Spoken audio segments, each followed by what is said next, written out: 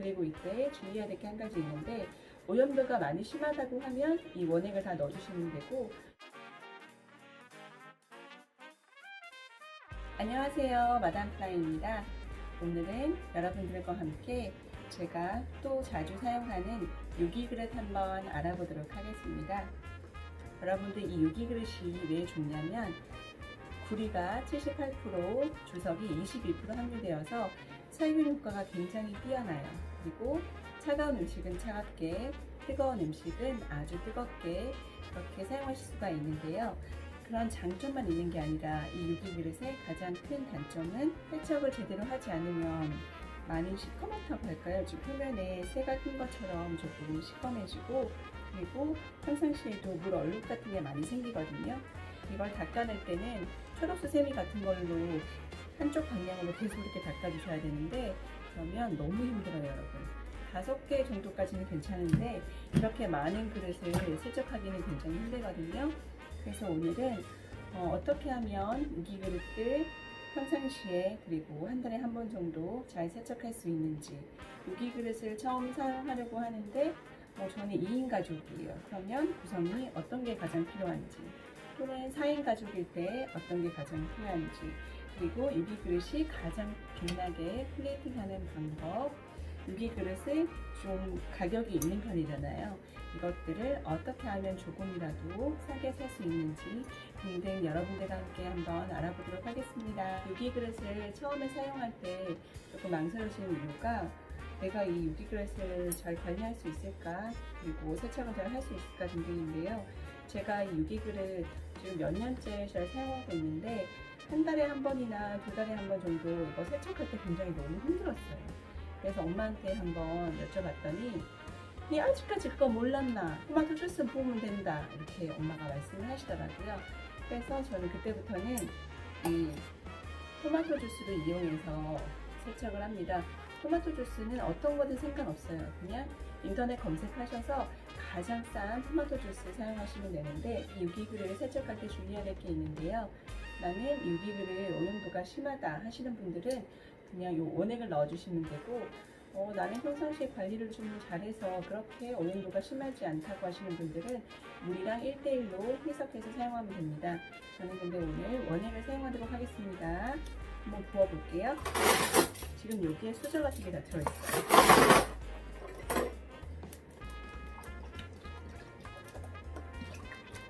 이렇게 하루 정도 보관해 주시면 되는데, 게스트에 하셔도 되고, 저처럼 이런 게 있으면 여기다가 담아서 해주셔도 돼요. 저는 오늘 이 토마토 주스 총 7병 사용했거든요. 하루 정도 이렇게 토마토물에 담궈놨다가 세척하는 것들이랑 다른 것들 보여드릴게요. 걷었던 이 그릇들 한번 세척해 볼게요. 준비물은 장갑, 그리고 이 초록색 수세미가 있어야 돼요. 큰 그릇부터 한번 닦아 볼게요. 한쪽 방향으로 그냥 돌려가면서 닦아주시면 됩니다. 이 안쪽에는 원을 그리듯이 여기서 나오는 쇳가루가 섞여서 이렇게 나오는 거예요. 저는 이상하게 여기 보면 이런 홈이 있거든요. 여기도 시커먼 게 너무 싫어서 지금 닦고 있어요.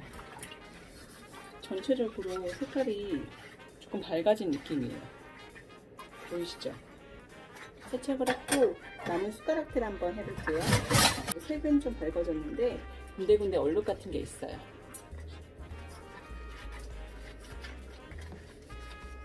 숟가락 보면 이 까만 부분 보이시죠? 깨끗하게 닦였어요. 이게 원래 아이들 여기에 뭐 새겨졌던 건데 원래 안 보이는데 잘 보여요. 내 꿈은 아나운서. 세제로 한번 더 닦아볼게요. 완전 깨끗하죠?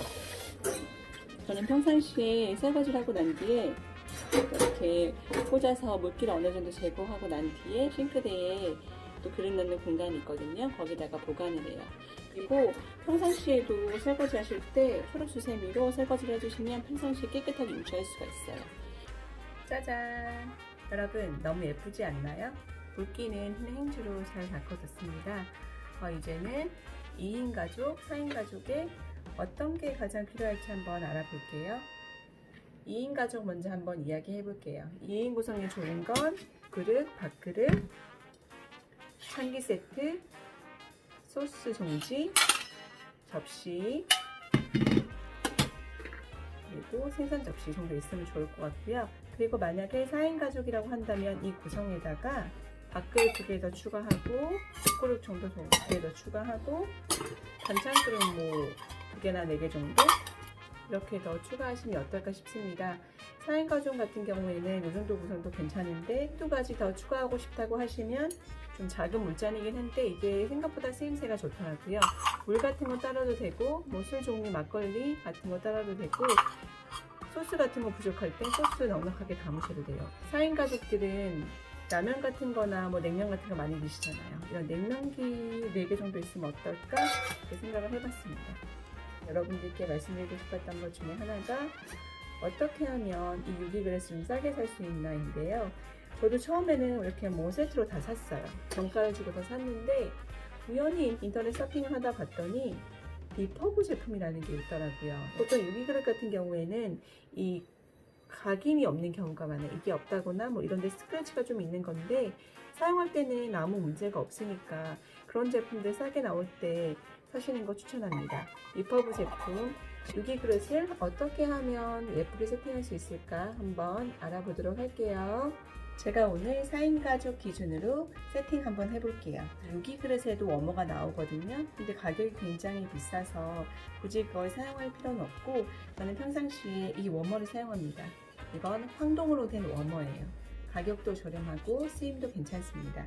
이건 조금 높아서 찌개 같은 거 여기에 올려서 세팅하고 이건 좀 낮은 워머라서 여기에 뭐 불고기 같은 거라든가 고기 종류 아니면 전 종류 따뜻하게 먹을 때 많이 세팅합니다.